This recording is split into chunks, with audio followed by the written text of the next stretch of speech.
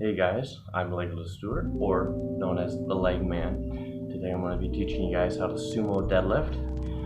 Me personally, I have done over 800 pounds, which is my own personal accomplishment. Yes, it is cheating, but I don't really care. I'm going to be teaching you guys hip wedge, hip height, vertical torso, and patience off the floor. We're in the dungeon, so let's just get right. After you guys find a good foot positioning for the deadlift, the lift starts with wedging your hips as close to the bar as possible. As you see, I'm externally rotating my hips, finding a good position to wedge myself in. Once I find that, I lift the bar straight up.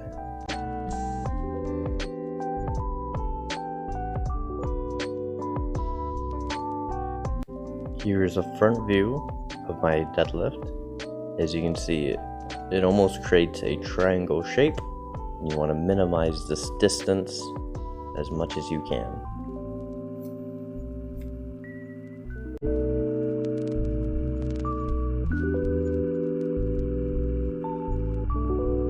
Up next, we have hip height. Try maintaining your hip height throughout the whole movement. Avoid starting too low, leaning too far back into it, or trying to squat the weight. Try balancing your hips over the bar to maximize your leverage. Right here, I try squatting down low, and I lose my tightness.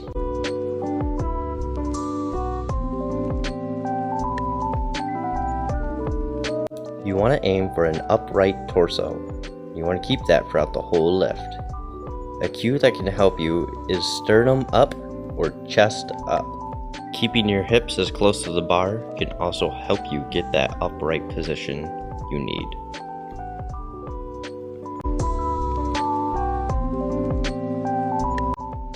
Sumo deadlifts aren't to be rushed into and require a lot of patience.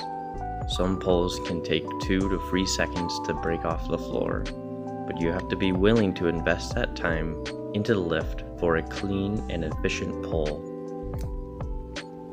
So that was 4 key elements about sumo deadlifting: hip wedge, hip height, vertical torso, and patience off the floor.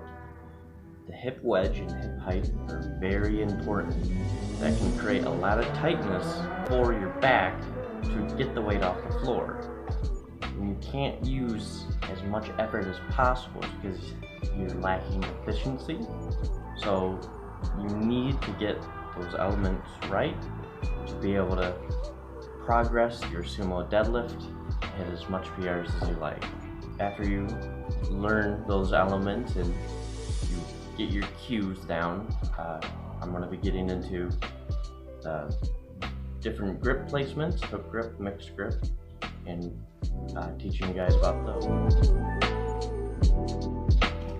When doing strapless sumo deadlifts, consider using a hook grip, where you grip the bar with your thumbs beneath your fingers. This grip provides a secure hold and allows for an inch or more upright torso position. Focus on not gripping the bar too hard, but trusting the friction created. Right here, I'm applying chalk to my thumbs and fingers. You want to create as much friction with your thumbs and fingers as possible to secure that hook grip technique. Next, I'm going to be talking about bracing. You should brace your core by properly focusing on expanding your belly to create an intra-abdominal pressure. I suggest using a shorter nasal breath to maintain good positioning. You should also have a good brace without over-tightening.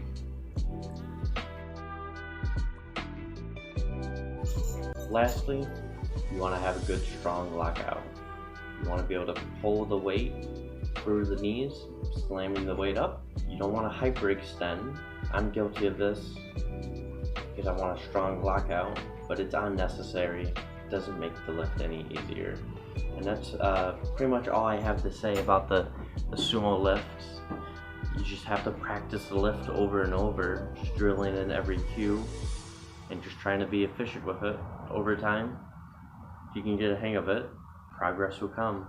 When it comes to equipment, I suggest having a belt and figure 8 straps to save your grip. You don't want to build up calluses too much. It will be taxing on your hands to have those be torn.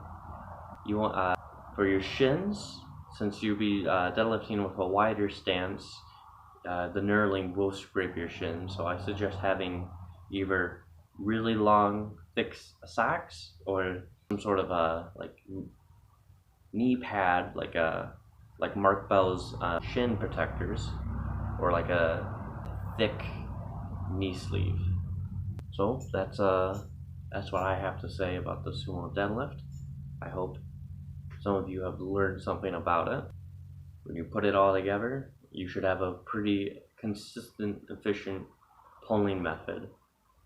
See you guys in the next one. Thank you for watching. Bye.